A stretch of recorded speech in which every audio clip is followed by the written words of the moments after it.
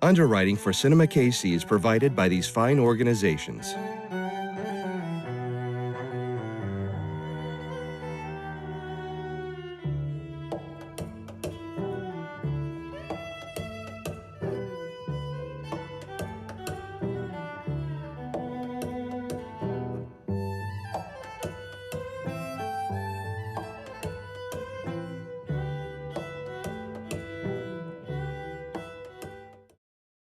Coming up on CinemaKC, we take you behind the scenes interviewing the hottest filmmakers in town. I'm Michelle Davidson. And I'm Erin McGrain. And today we'll feature works by filmmakers who wear multiple hats: directing, producing, acting, and more. Hyphenated talent. CinemaKC starts now.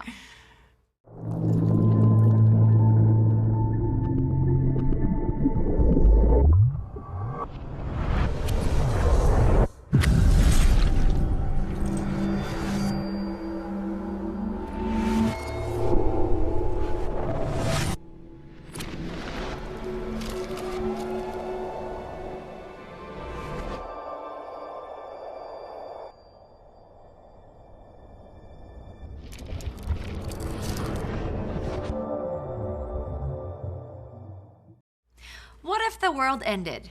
Would you want to document it? Well, Chris Bilsma would. He's a talented actor in the Kansas City film scene, but he also stays busy behind the scenes, creating his own films. Let's take a look at a clip from his latest film, If Night Comes. So what did you think when you heard that the president said it was all over? It's been over. I'm gonna turn on the camera and keep you updated as stuff happens and keep you posted, and you'll see. Well, hopefully one day. You'll see. We're gonna go in, we're gonna try to capture moments. Be ready for a bumpy ride, but be ready for a ride, right? I buried my best friend, but everyone's about to lose everyone, so why am I any different? I haven't explored since I was like a kid, you know? Sounds like you're the best husband in the world. Hardly. But maybe today I can make up for it a little bit. All those hopes and dreams you have for your children. All the things she's not going to be able to do now. But I want to make every second count, and I don't know if I should just go get them all and put them in my bed. Because every night before they go to sleep, every single night, no matter how mad I was at them or how much, if we were angry at each other, something like that, I always told them that I loved them every single night of their lives. How does it feel? Really good. Almost for certain to happen. It's peace. What? That's the end of the world? Yeah. Peace. What you're getting down, it's gonna be there. And we're not gonna see it, but when it's all over, somebody's gonna see it. Maybe. You know, and that's a good thing, and I envy that. I think you die alone. What about now? We're all gonna die together. Isn't that a little different than being alone? Really, we're all still alone.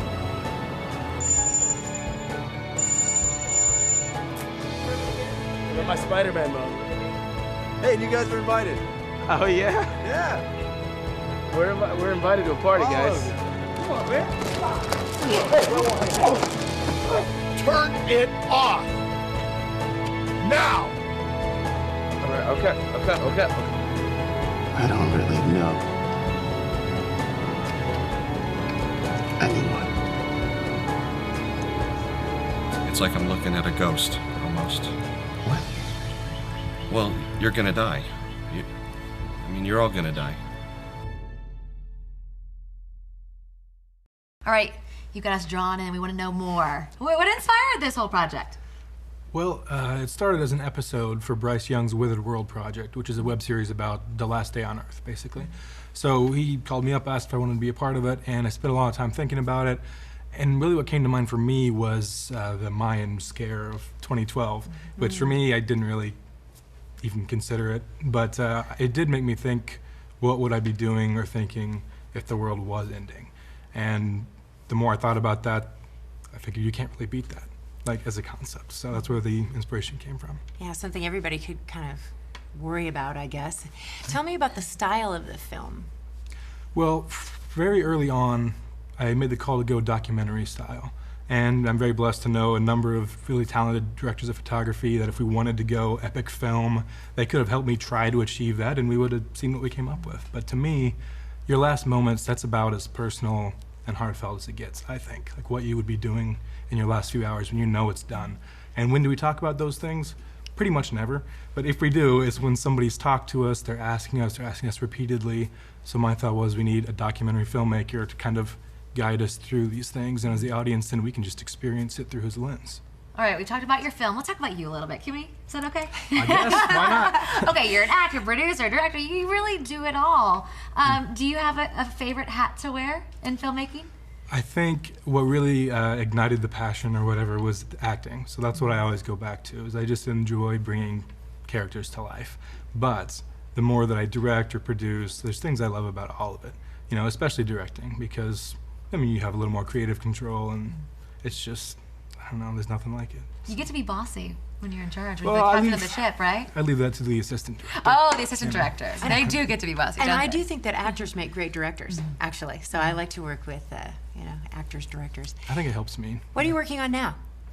Right now, we just wrapped up the 48-hour film festival. There's a couple of short films that I'm on board to be either a lead or supporting role in, which should be fun. And then I just want to lock the edit on If Night Comes, because I'm in the middle of turning it into a feature, and we're very, very close. So. How much time did you put into this project? If Night Comes? Yeah. Well, it was going to be one episode in Bryce's web series.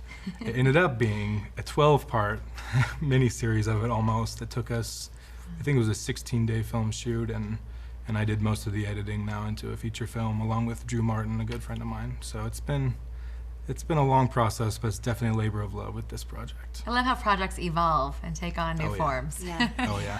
Pick up steam for sure. Right. Well, Chris, thank you so much for joining us on the show. We appreciate it. Thank you. It's been a pleasure.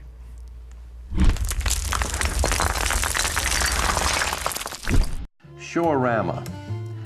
For 25 years, Kansas City, once a year during the Showorama convention, was the center of the world for the movie industry. This was the largest and the best theatrical convention. Every year, Hollywood would send its best and brightest stars to Kansas City to get awards for best newcomer, best this, best that. So just about every star of any consequence came to Kansas City. We had just a lot of wonderful memories of different things that happened during that period of time. One that I remember really well was about someone was coming in from Star Wars and they had to cancel at the last minute. So as a substitute, they decided to send in R2-D2. We weren't really certain how that was going to go over in place of Harrison Ford, but quite frankly, R2-D2 ended up being the hit of the entire convention. People, for some reason, thought it was like the Wizard of Oz, and they absolutely adored seeing that little creature coming down between the tables and going up to the front. The audience, everybody stood and applauded, and actually R2-D2 that year was the hit of the entire convention. R2-D2 got a better reaction than the live movie stars did. And one of the funniest memories, of course, involved George Burns. And George had to be in his 80s at that time.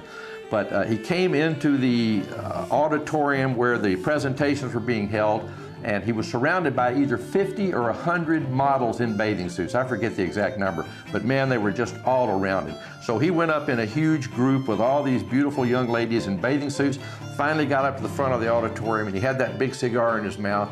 He was looking around at the people in the auditorium, and then he was looking at those beautiful women all around him. And he finally said, well, ladies, I don't know how to tell you this, but probably half of you are going to be disappointed tonight. And at that point, the audience went wild, absolutely roaring, thought it was one of the great ad-libs that we had ever heard. George Burns was quite a guy. What a funny, funny man, and how quick he was, even up until his 80s. We still miss him. George Burns, what a man, what a man.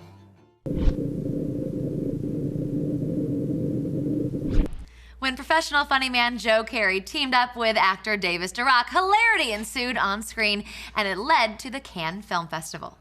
Well, let's watch their comedy, The Donald Gordon Story. Listen, Donald, you've been with us a long time. There's no easy way to say this, but ever since the Paula Deen fiasco, we've just got to kind of clean house. Are you guys filming this? No. You're fired. Oh. Oh, wow. Okay. Yeah, fine. Yeah, sure. Yeah, I don't make you guys any money, right? You can have this back.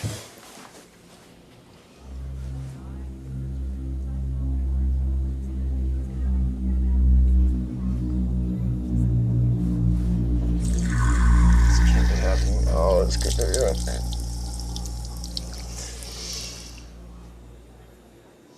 No!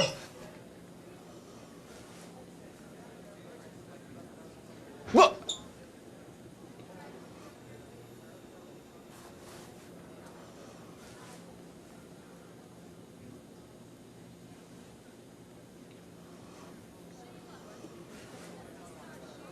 I don't know what's going on. I already told you what it is. It's a camera. It's a floating freaking camera, and it's... No, it's not like the Goodfellas. I'm coming over. What the hell are you doing, man? I think we're okay. I think we're okay. What? What is your deal, man? What's going on? Do you not see the camera right there? Of course I do. This is mine. No, not that one. That one's been in your house all day. I'm talking about this one. This one right here. Ooh, right here. Do you not see that camera? That's my fridge. What are you talking about? I am talking about the magical floating camera that's been following me around since I lost my job. Wait, you lost your job? I think you're missing the point right here. No, when did you lose your job? What happened? I don't know. Ratings and shit. What are you talking about? You've been like the number 2 forever. You know, right behind Paula Deen, and she looks like she's on her way out. What? Listen, I want you to go see this Bloody hell! Let's take it from the top. Listen, I want you to see this psychiatrist friend of mine. What the was that? This is me trying to help you. I want you to see somebody. Get some help. No. You see it. I see that you need to talk. You know what? Screw you, man. Screw you. You need help. You can't see that? Donald. Mr. Gordon. What are you doing? I don't know. I'm losing my mind. I'm losing my job. Let's talk about your job for a minute.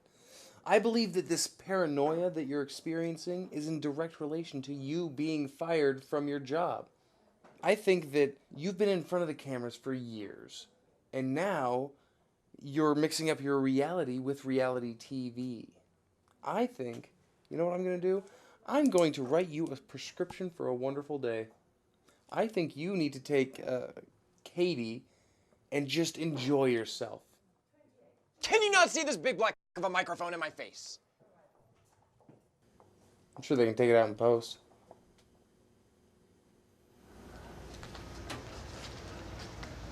I'm not even paying attention to you. You're not even here.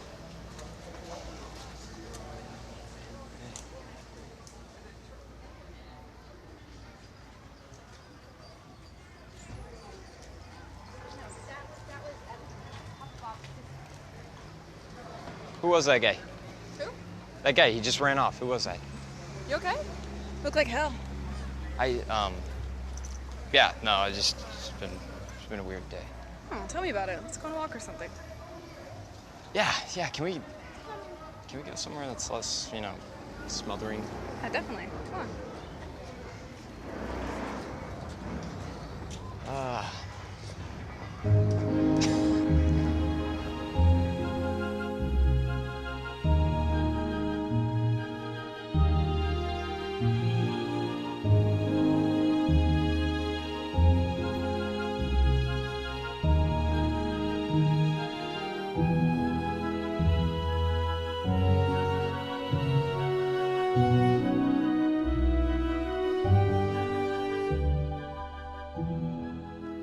I've just had the most weird day, and I don't know, being with you, it makes it all go away, and the music's pretty nice too, actually. Do you remember when you bought me this necklace? Yeah.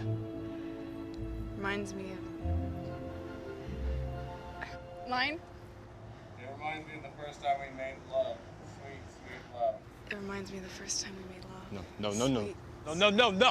No, not you. Not you. God. What is wrong with everybody, huh? Get away from me. Get away from me. Great, Donald. Now get bigger. Well, you think my life is just a story? You can peer into whatever you want? Now freak out. Huh? What do you want from me? I want bigger. I'm getting as big as I can get. You know what, fine. You want something beautiful? You want something beautiful, huh? How about this? How about I just jump? How about I jump? Yes, do it. That's right. Jump. Yeah. Yeah, I'm gonna jump. Yeah. Really? Good job, man. I hate my life.